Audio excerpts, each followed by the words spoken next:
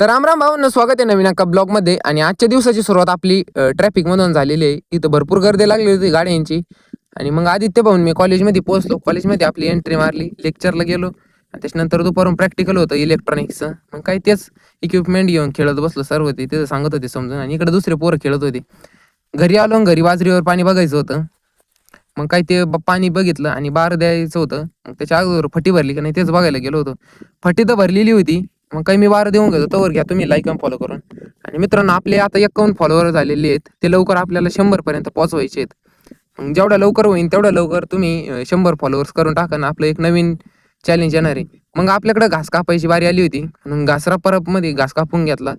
मग मशीन घेऊन घरी आलो. ह्या मॅडम बघा नुसत्या अंगणात हिंडत होत्या, मोकळ्या सुटलेल्या होत्या. मग कपडे बिपडे बदलून खोपेश्वरात जायचं होतं. साहिल भाऊची वाट पाहत होतो. म्हणलं त्याच्या आधी एक वजं उचलून द्यावं मम्मीने त्यांना. मग ते वजं उचलून दिलं आणि साहिल भाऊला घेऊन लगेच निघलो आम्ही कुठं, खोपेश्वरामध्ये. तुम्हाला तर माहितीच आहे आपले रस्ते कसे आहेत, कुठला रस्ता आणि कुठली वळणं. मग खोपेश्वरच्या रस्त्याला लागलो आणि गर्दी आज भरपूर होती, सोमवार होता त्याच्यामुळे गर्दी भरपूर झालेली होती. मग काय, अगोदर हातपाय धुतले आणि महादेवांचं दर्शन करून घेतलं. तुम्ही पण घ्या करून.